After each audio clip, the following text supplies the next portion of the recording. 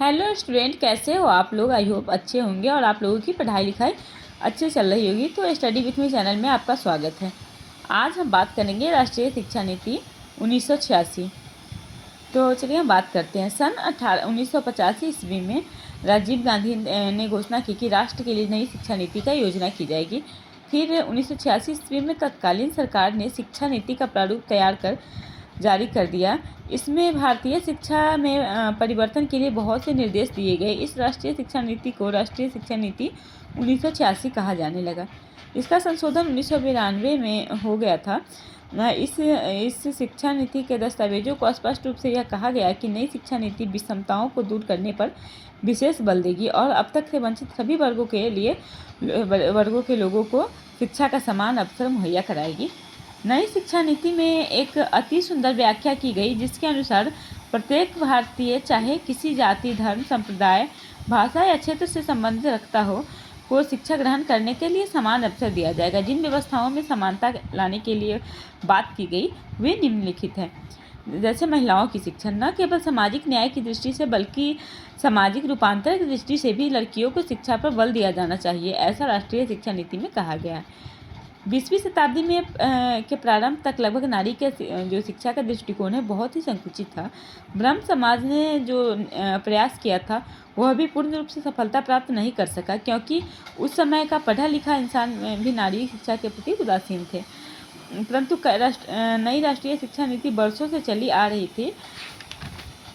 आ रही सामाजिक बुराइयों को तोड़कर भारतीयों के लिए शिक्षा ग्रहण कर सकने का अथक प्रयास किया। महिलाओं को शिक्षा के प्रति प्रोत्साहन तथा उसमें साक्षरता के प्रचार करने के लिए उन्हें प्राथमिक शिक्षा के लिए प्रोत्साहित किया। इसके अतिरिक्त नई शिक्षा नीति ने महिलाओं को जो उच्च शिक्षा प्राप्त कर सकती है उसके लिए अधिकार देने की सिफारिश की है। इसके बाद दूसरा जो क्षेत्र है वो है अनुसूचित जनजातियों की शिक्षा। अनुसूचित जनजाति के बच्चों को शिक्षा देने के लिए नीति ने निम्नलिखित उपाय बताए हैं। जैसे भिन्न व्यवस्थाओं में लगे परिवार के बच्चों को प्री मैट्रिक छात्रवृत्ति की व्यवस्था करना तथा उनके लिए उपयोगी कार्यक्रम शुरू करना। अनुसूचित जाति को अध्ययन कार्य में शामिल करना। जो परिवार 14 वर्ष तक के बच्चों को यदि विद्यालय भेजते हैं तो उन्हें प्रोत्साहन दिया जाए। क्रमिक वर्ग के अंतर्गत मुख्यालय में स्थित छात्रावास में अनुसूचित जाति के विद्यार्थियों के लिए सुविधाओं का व्यवस्था करना। जो बच्चे विद्यालय छोड़ चुके हैं उन्हें निरौपचारिक शिक्षा प्रदान करने की व्यवस्था करना। शिक्षा में अनुसूचित जाति के प्रभावों को वृद्धि करने के लिए नए संसाधनों को निरंतर अनुसंधान किया जाए। विद्यालय भवन, बालवाड़ी तथा प्रौढ़ शिक्षा के केंद्रों के चुनाव में इन नीतियों के आवश्यकताओं को विशेष ध्यान दिया जाए। विकलांगों के लिए शिक्षा।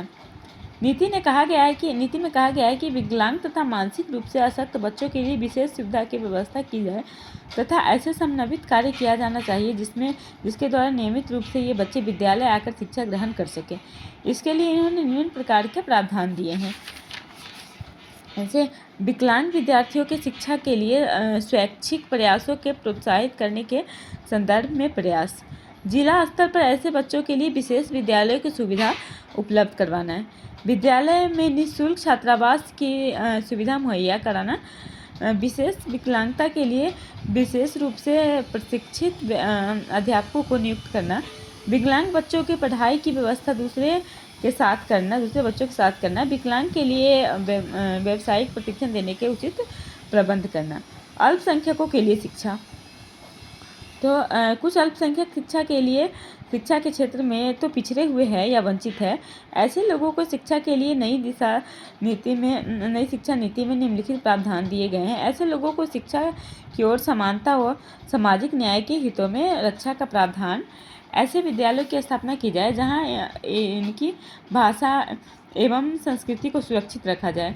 राष्ट्र के प्रति जागरूकता तथा राष्ट्रीय एकता के लिए सामान्य तौर पर पाठ्यक्रम को इनकी शिक्षा का अनिवार्य अंग बनाना। शिक्षा की दृष्टि से जो पिछड़े हुए अन्य वर्ग है उसके बारे में क्या कहती है ये नीति ने पिछड़े वर्ग तथा जनजाति के लिए शिक्षा पर बल देने का प्रयत्न किया। इस शिक्षा नीति के लिए निम्नलिखित प्रावधान दिए गए। पिछड़े समाज में प्रत्येक वर्गों, विशेष रूप से ग्रामीण क्षेत्रों में पर्याप्त प्रेरणादायक कार्यक्रमों को आयोजन किया जाएगा। द्वीपों में भी सरकार संस्थाएं खोलने के लिए पूर्ण रूप से सहायता करेगी। जो छोटे छोटे द्वीप है जहाँ पे पढ़ाई का संसाधन नहीं है कोई भी, इसकी बात कर रहे हैं। समाज के पिछड़े व्यक्ति चाहे वह किसी भी वर्ग के संबंध रखते हो, जैसे वजीफा, पाठ्य सामग्री तथा अन्य प्रकार की सुविधाएं उपलब्ध कराई जाए। तो हम इस प्रकार हम कह सकते हैं कि नई शिक्षा नीति 1986 अच्छे उद्देश्यों को लेकर आई है। आज़ादी के बाद से ही हमारा लक्ष्य समानता पर आधारित समाज की स्थापना से रहा है, किंतु शैक्षिक अवसरों के समानता के अभाव में यह पूरा नहीं किया जा सकता। इसके लिए अनेक सुझाव दिए गए, परंतु इसके लाभ हम तभी उठा सकते हैं जब इस पर अमल किया जाए। यहाँ जाति, लिंग, संप्रदाय के लिए विशेष प्रावधान देने के उद्देश्य से शिक्षा में समानता लाना ही है। तो ठीक है दोस्तों, आप लोगों को क्लास कैसा लगा? अगर ये क्लास अच्छा लगा तो आप लोग चैनल को सब्सक्राइब करें, वीडियो को लाइक करें और खूब सारा शेयर करें। तब तक के लिए बाय बाय।